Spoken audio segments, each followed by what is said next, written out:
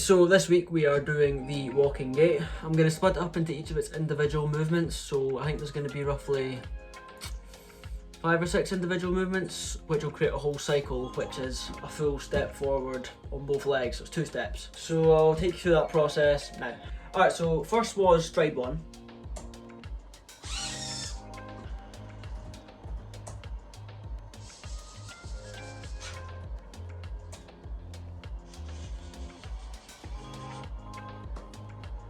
Then there was stride 2. Alright, so I've integrated stride 2 now.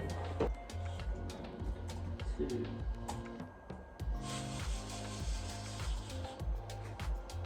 Yeah, it's looking good now. Then there was stride 3. Right, stride 3 has been implemented. There we go. Yeah, it's stepping forward. Boom. Then there was stride 4. Stride 4 is implemented. Obviously it looks weird from where I'm sitting, but this is why I also am in the videos, because I can actually see it side on.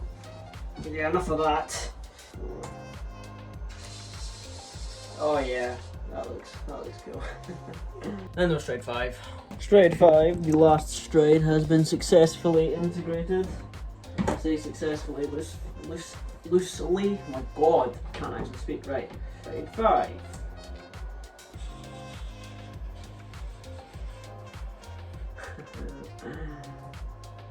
Stand by. Boom. I think most of the jitter may be coming because it's going so slow, but if I speed it up, you would hope that the jitter goes away. So that brings you up to date till now.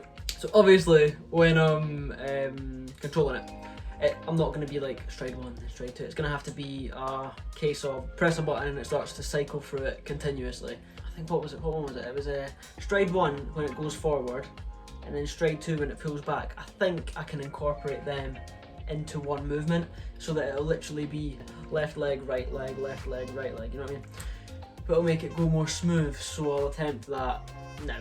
Okay, so I have a rough idea how it's going to go. So far as I can tell, it goes stride 1, stride 2, stride 3, stride 4, stride 5, right? So the initial first step is just to get it into position, so I think that could be external from the cycle.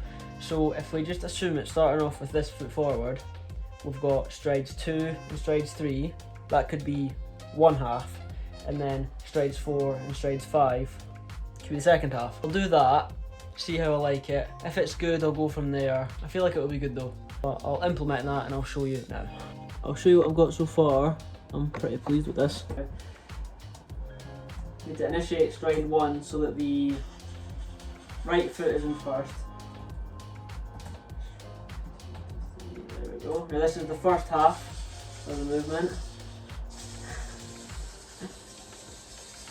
Oh, that's cool.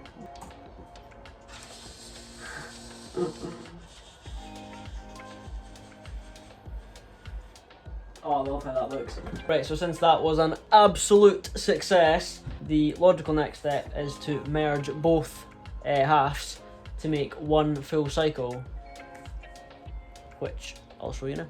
I've done it, and it's quite possibly the coolest thing I've ever done / made. Initiate the stride, right? And then if we go full cycle,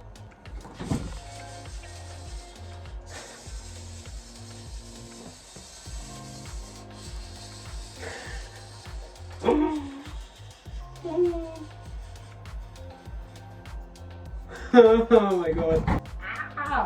Few things I'd like to do. Speed it up, so I'll play about with the code to go from a 25 millisecond delay in between degrees to maybe, I'll vary it. I'll make it a variable so that I can change it to see what looks better. Yeah, I'll do that. Okay, so this is what it's like sped up from 25 to 20 milliseconds.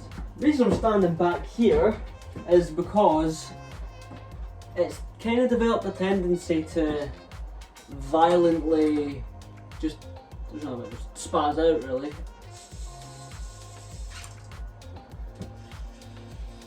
Well, that's moving at 25 milliseconds right now, but this is now 20 milliseconds.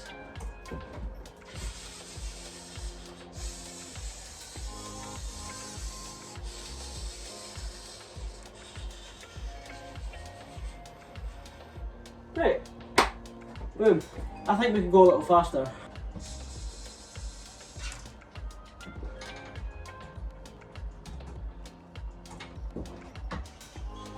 "25 milliseconds.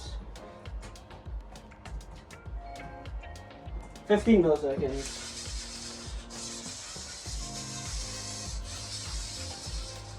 There we go. Boom. I'm just gonna move right. I think if we go any faster, we'll defeat the purpose of it going slow at all. I think 20 to 25 millisecond delay is pretty good, but I won't actually know until I get it hooked up to a battery and walking on the ground by itself. Right, all in all, I'd say that was pretty successful. We've successfully merged the walking gait together. There's just a few tweaks here and there, and I found that once I started playing about with the really long bit of code, i.e. the full cycle, weird things started to happen. My hand's here so that I can cut off power in the event of an emergency.